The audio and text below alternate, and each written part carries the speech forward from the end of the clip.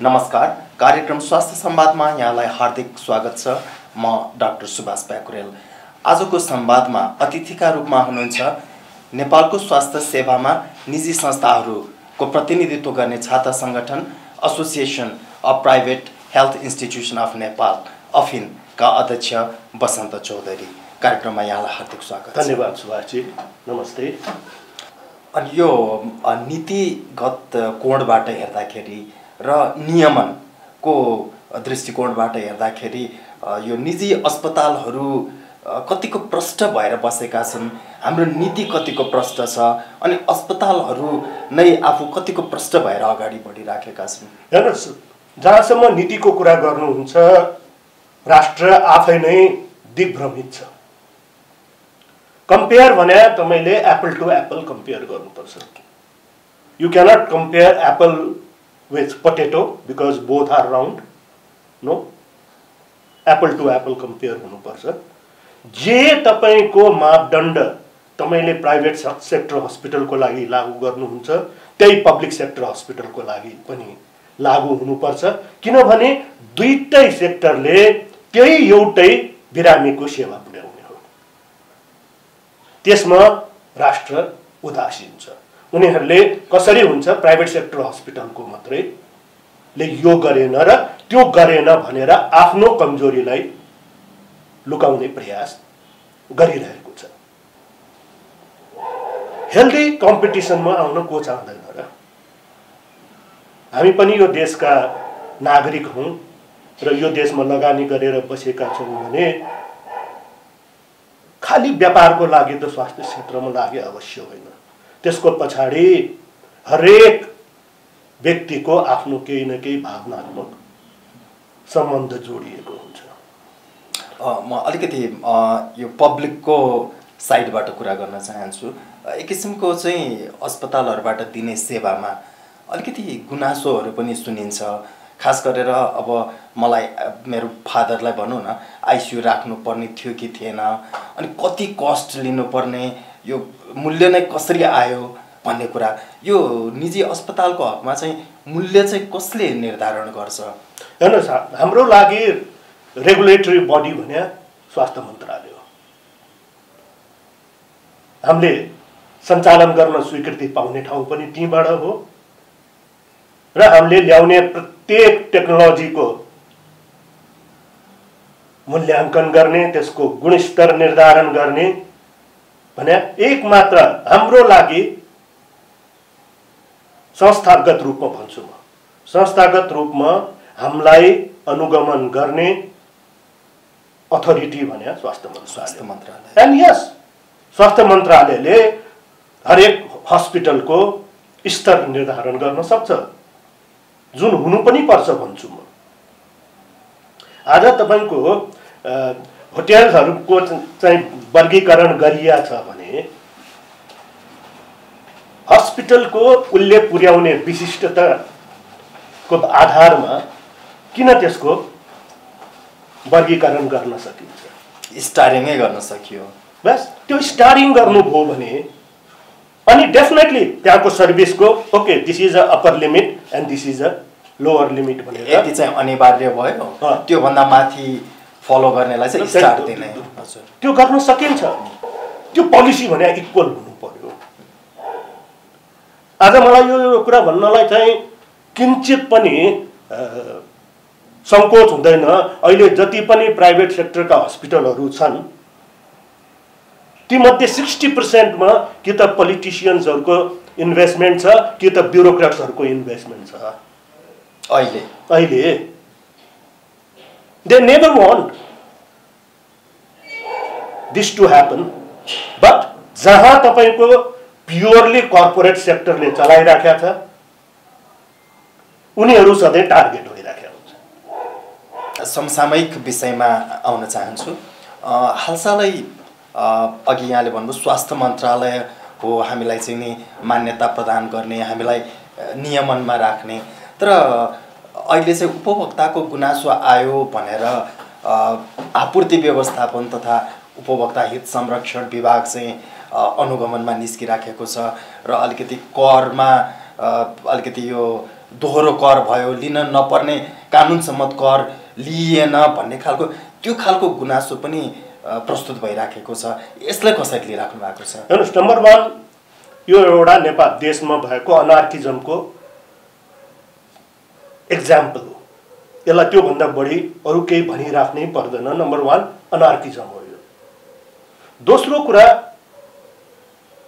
मिडियालाई चाहिँ सम्बन्धित निकायले बुझाउन नसकेको हो कि मिडियाले नबुझेको हो।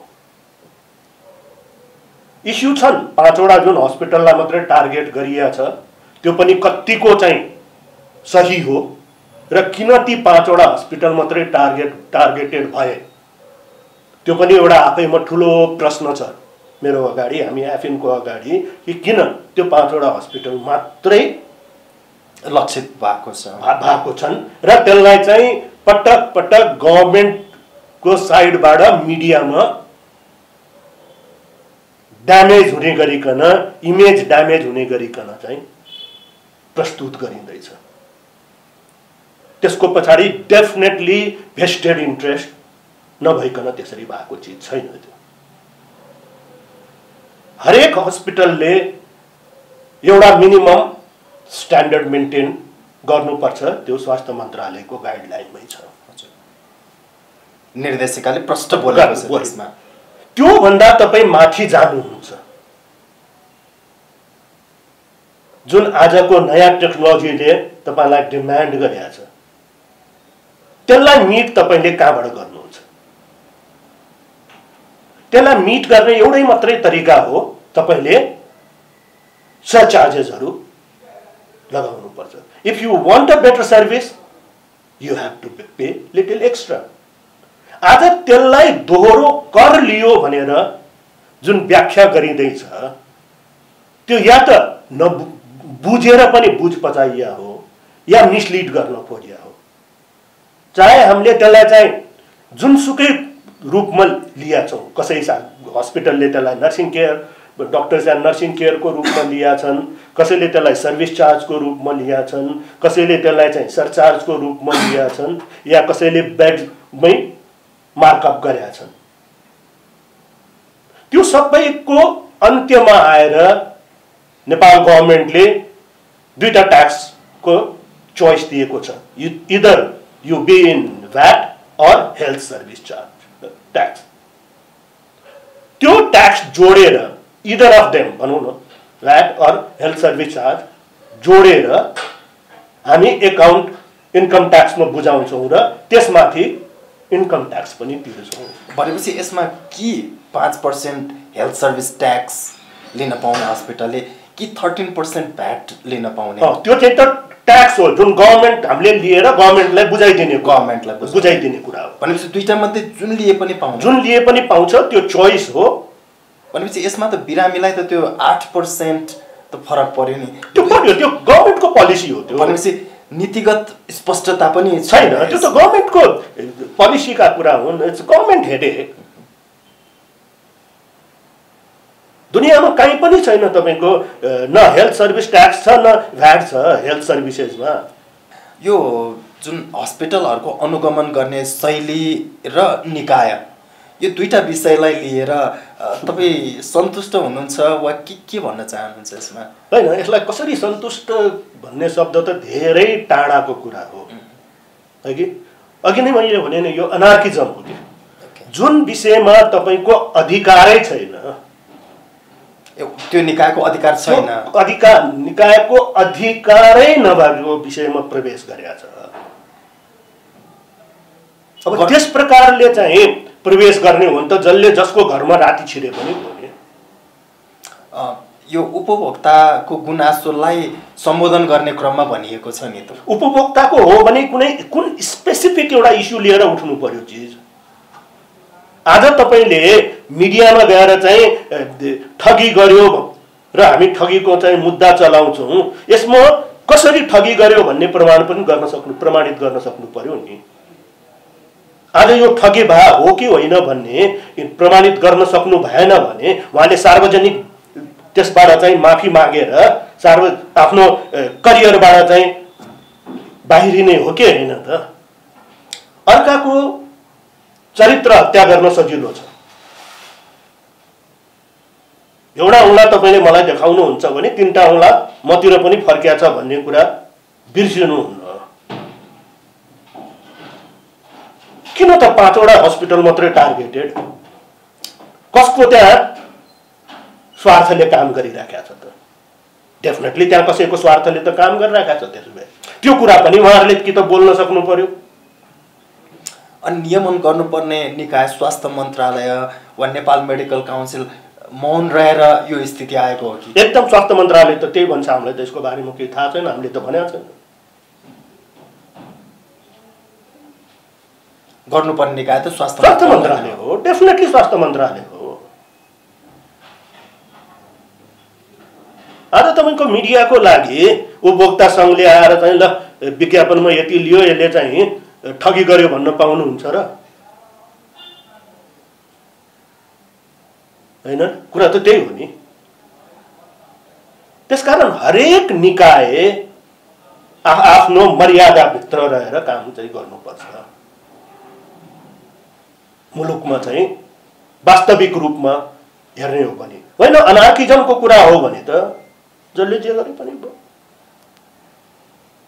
तर यो अनार्किजम भने कसैको लागि पनि राम्रो होइन।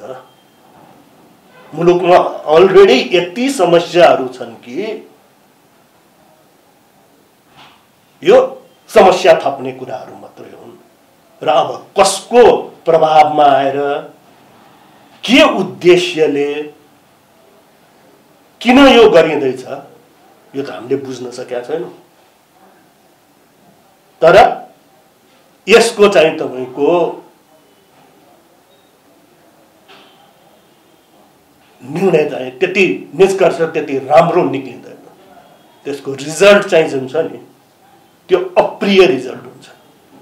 यहाँलाई चाहिँ के लाग्छ यो स्वास्थ्य जुन मौलिक हक भनिएको छ संविधानमै लेखिएको छ धारा 35 मा, यो कर थप्न वा लगाउन उचित हो कि होइन? कसरी यो कसैले पनि उचित मान्न सक्दैन। यो जब जब हाम्रो इन्टरनल रेभिन्यू कम हुन थाल्छ अनि नयाँ नयाँ नयाँ नयाँ नयाँ नयाँ नयाँ सोर्सहरू खोज्ने क्रममा भित्रिया विकृतिहरू हुन्। म त यसलाई विकृति नै भन्छु।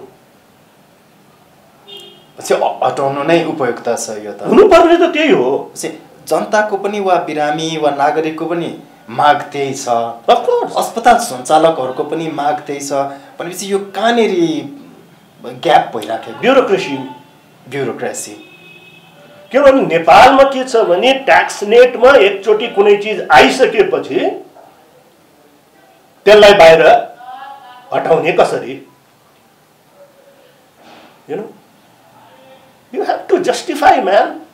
आज दुनियाँमा के भइरहेको छ र हामी के गर्दैछौँ भन्ने कुरा जनताले चाहिँ प्रश्न सोध्ने अधिकार छ नि। एउटा धेरैको एउटा प्रश्न र कौतूहलता छ। यो अस्पतालहरू खास गरेर निजी क्षेत्रबाट आएको अस्पतालहरू सबै निर्देशिका बमोजिम वा राज्यको नियमनभित्र रहेर चलेको छ कि छैन, मापदण्ड पुरा गरेको छ कि छैन भन्नेमा अलिकति यसमा के लाग्छ? धेरै प्रब्लम छन् त्यहाँ। हजुर छन् धेरै। केही यस्ता अस्पतालहरू छन् जसले पुरा गरेका छैन है। त्यो हामी स्वीकार्छौँ। एज ए एफिन हामी स्वीकार्छौँ त्यो कुरा। तर त्यो किन भयो भन्ने कुरा हो इम्पोर्टेन्ट छ। भो भन्ने कुरा जुन मापदण्डभित्र परेन भन्ने कुरा इम्पोर्टेन्ट होइन कि त्यसको सूत्रपात कहाँबाट भो भन्ने कुरा इज इम्पोर्टेन्ट। आज अल दिज हस्पिटल्स जसको चाहिँ हामी मापदण्ड पुगेन र पटक पटक चाहिँ तपाईँको दुर्घटनाहरू पनि घटिरहेका छन्, त्यस्ता हस्पिटलहरूमा भएका छन् जहाँ ती हस्पिटलहरू वास्तवमा स्तरीय स्वास्थ्य सेवा उपलब्ध गराउनको लागि होइन कि नर्सिङ कलेज सञ्चालन गर्नको लागि बाध्यात्मक रूपमा एउटा हस्पिटल सञ्चालन गर्नुपर्ने हुन्छ, त्यसका लागि सञ्चालन भएका। अनि यसमा चाहिँ अब यो निजी क्षेत्रको छाता सङ्गठन अफिनले त्यो जिम्मेवारी पूर्ण भूमिका निभाएको छ कि छैन? धेरै आवाज उठाएको छ धेरैचोटि। म आज यसरी बोल्ने ममा नत्र त्यो हुँदैन थियो होला सायद। म अलि मेरो स्वरलाई चाहिँ दबाएर बोल्थेँ होला, किनभने यो विषय बार बार हामीले उठाएका छौँ र यो दुनियाँमा कहीँ छैन।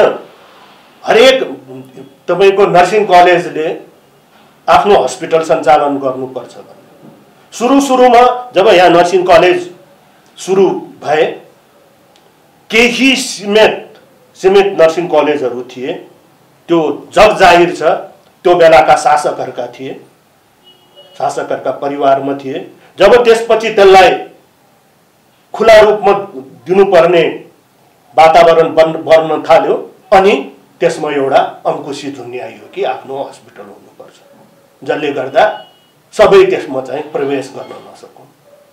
र त्यसले विकृति के भित्र आयो भने भाडामा एउटा ठाउँ लियो, बोर्ड झुन्यायो, 2-4 जना डाक्टर राख्यो, 2-4 जना अहेबा राख्यो, 2-4 जना नर्सहरू राख्यो र हस्पिटलको नाम दियो। र अनुगमन गर्नुपर्ने जुन निकाय छ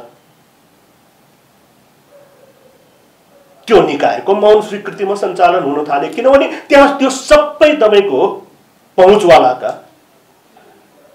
हस्पिटलहरू थिए। यसमा त राज्यको नियमन पनि अलिकति शून्य सहनशीलता, स्वास्थ्यमा त शून्य सहनशीलता चाहिन्छ, त्यो नपुगेको जस्तो पनि देखियो एकातिर। अर्कोतिर निजी तवरबाट आएको हस्पिटलहरूको पनि जिम्मेवारी चाहिँ देखिएन, दुवैले काम गर्यो। एकदम 100%। आज तपाईँ वास्तवमा स्वास्थ्य सेवाको लागि मात्रै उपलब्ध गराउन खुलेका हस्पिटलहरू र खाली नर्सिङ कलेजको लागि खुलेका हस्पिटलहरूको वर्गीकरण गर्नुस् न। स्वतः तपाईको अगाडि पिक्चर, एउटा क्लियर पिक्चर तपाईको अगाडि आइपुग्छ। अब यो अहिले स्वास्थ्य क्षेत्रमा मन्त्रालय नै पुनर्संरचनामा गइरहेछ, समग्र स्वास्थ्य सेवालाई नै अलिकति रिफर्म गर्ने कुरा उठिराखेको छ, राजनैतिक चेतना बढेको छ, नागरिकमा चेतना बढेको छ। यही बेलामा तपाईँ अफिनको अध्यक्ष प्लस एउटा अस्पताल सञ्चालक को तवरबाट भनिदिनुहोस् न, नीतिमा के राख्यो भने चाहिँ नागरिक पनि लाभान्वित हुन्छन् एक नम्बरमा, र यो यावत कमजोरीहरू सचिन्छ। हामीले ठेली चाहिँ सुझावहरू दिएका छौँ, जबकि सरोकारवाला निकायको काम हुन्छ नीति बनाउँदाखेरि सम्बन्धित स्टेक होल्डरलाई पनि त्यसको पार्ट बनाउनुपर्छ। आज तपाईँले मेरो लागि केही नीति बनाउँदै हुनुहुन्छ जुन भोलि मैले अब गर्नु छ, त्यसपछि त्यसलाई मान्ने नमान्ने इज योर प्रेरोगेटिभ। त्यो त टाढै जाओस्, हामीले बनाएर दिएका सुझावहरू समेत कतातिर धुलोमा चाहिँ त्यो दराजमा बसेर सम्बोधन भएको छैन, सुनवाई भएको छैन। त्यसमा जिम्मेवारीको मात्रा राम्रै राखेर दिनुभएको छ। त खाली सरोकारवाला निकायले चाहिँ मानमर्दन गर्ने मात्रै काम गरेर आफ्नो कमजोरी लुकाउनु हो छ भने हामीलाई भन्नु केही छैन, किनभने अब यो मुलुकमा लोकतन्त्र आएको छ, सबैलाई चाहिँ आफ्ना आफ्ना अधिकार सबैको सुनिश्चित छ। थिचोमिचो सहनुपर्ने समयलाई हामीले धेरै पछाडि छोडेर एउटा नयाँ परिवेशमा छिरिसकेका छौँ। अस्पताल निजी तवरबाट पनि अस्पताल त खुल्ने क्रम जारी नै छ, अझै ठुल्ठुलो लगानी भएको हामीले महसुस गरिराखेका छौँ।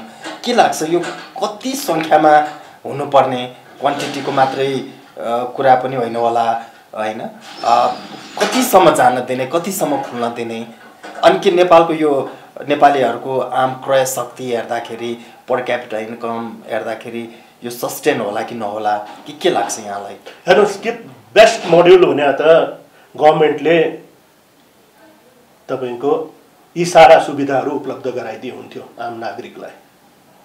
तर जुन मुलुकमा सिटामोल एउटा समेत दिन नसक्ने सरकारले यस्तो प्रकारका सुविधाहरू उपलब्ध गराउने गरिकन स्वास्थ्य सेवा नेपाली जनतालाई पुर्याउला भन्नु दिवा स्वप्न मात्रै हो।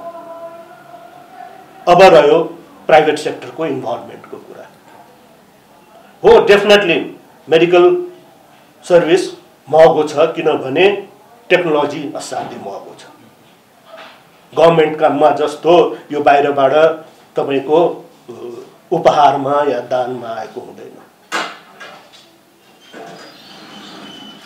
सो यसका केही कस्ट त हुन्छन् नै। अब तपाईले यसलाई कसरी सब्सिडाइज गर्ने त? गभर्मेन्टले सोच्ने कुरा भने सब्सिडाइज कसरी गर्ने हो? तपाई इन्स्योरेन्स बाट सुरु गर्नुस्। तपाई buy the service from private sector hospital in a subsidized price and make it available to the common people. यो यसमा जोडिहाल्छु। अहिले नेपाल सरकारले अगाडि ल्याएको स्वास्थ्य बीमामा निजी क्षेत्रलाई सहभागी छैन, हाम्रो कुनै भूमिका छैन। भूमिका छैन। यसलाई के छ यहाँको भनाइ? यसमा मैले सुनेसम्म जम्मा 50,000 रुपैयाँ को त्यसले कभरेज गरेको छ भन्ने मैले बुझेको छु। हुन सक्छ मेरो इन्फर्मेसन रङ हो। What can you expect? This was an असाध्य रमाइलो प्रसङ्ग भन्छु म तपाईको। 92-93 तिर प्रोबेबली 90 कै कुरा हुन्थ्यो। WHO एन्ड EDB मिलेर मिसन एभ्री इयर यहाँ मिसन आउँथ्यो र त्यो मिसनले गभर्मेन्टसँग र त्यसमा प्राइभेट सेक्टरका पनि इन्भल्भमेन्ट थियो। म बस्थेँ त्यसमा, किनभने त्यो बेला सुरुवात गरे डाक्टर SK पहाडी हुनुहुन्थ्यो। सो गभर्मेन्टलाई उनीहरूले के प्रपोज गर्थे भने हामी हेल्थ सर्भिस प्राइभेट सेक्टरसँग किनिदिन्छौँ, उनीहरूलाई हामी उनीहरूको एफिसिएन्सी बढाउँछौँ, सर्भिस उनीहरूले सिभिल सर्भेन्टहरूको लागि किनिदिन्छौँ भन्ने कुरा। बट गभर्मेन्टको सधैँ तर्क के हुन्थ्यो भने होइन, त्यो पैसा हामीलाई दिनुहोस्, हामी आफै डेभलप गर्छौँ। सो कन्टिन्युस 5 इयर्ससम्म त मैले त्यो मिटिङ मैले र डाक्टर पहाडीले हामीले अटेन्ड गऱ्यौँ। त्यसपछि I think they pulled back that proposal. त यो सबै भनाइको पछाडि के हो भने माइन्डसेटको कुरा।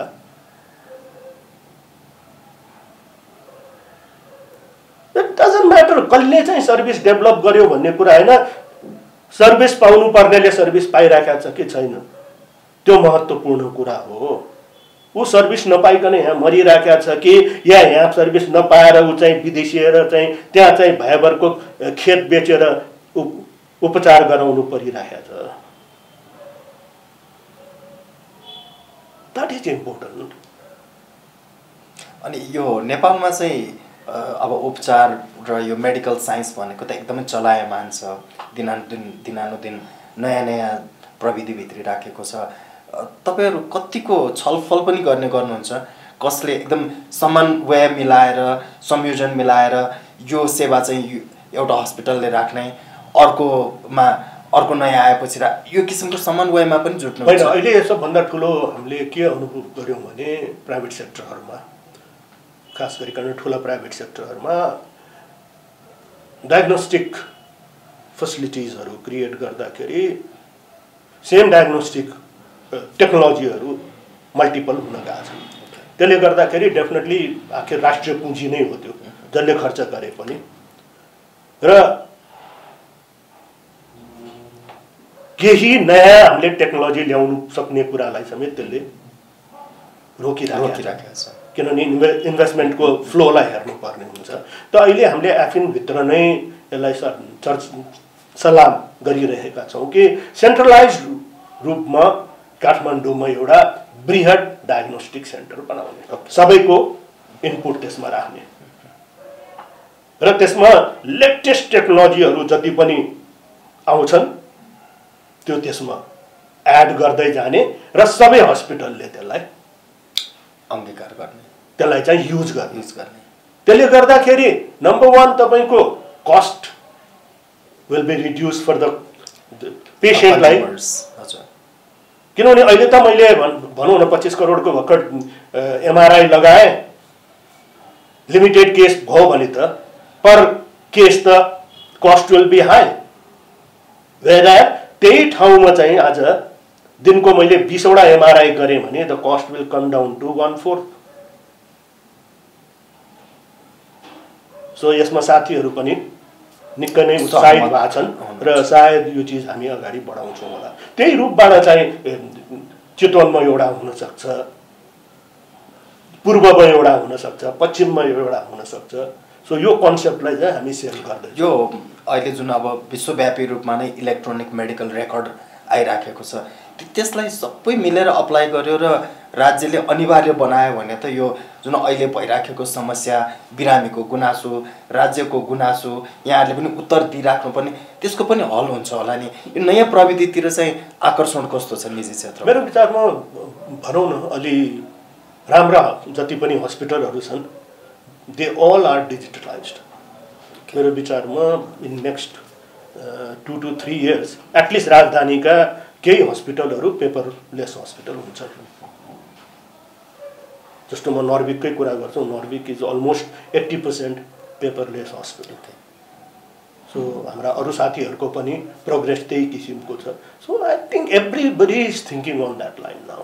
ओके, एउटा अन्तिम प्रश्न, नेपालमा भनौँ न नीति पनि एकदम स्पष्ट रूपमा आयो, कसरी समेटेर लाने भन्ने कुरा, नियमन पनि राम्रो भयो, जिम्मेवारीपूर्वक सेवा सुविधा पनि थप भयो भने नेपालको निजी स्तरबाट प्रदान गरिएको स्वास्थ्य सेवाको भविष्य कहाँसम्म पुग्ने देख्नुहुन्छ? म त नेपाललाई चाहिँ हेर्नुहोस् दुईटा कुरामा, एउटा त मेडिकल हबको रूपमा र अर्को एजुकेसनल हबको रूपमा इन्टरनेसनल्ली हामी आफूलाई बेस्ट सेन्टर भनेर, बेस्ट कन्ट्री भनेर चिनाउन सक्छौँ। किनभने यहाँको तपाईँको वेदर, यहाँका बेस्ट डक्टर्सहरू बाहिर काम गरिरहेका छन्।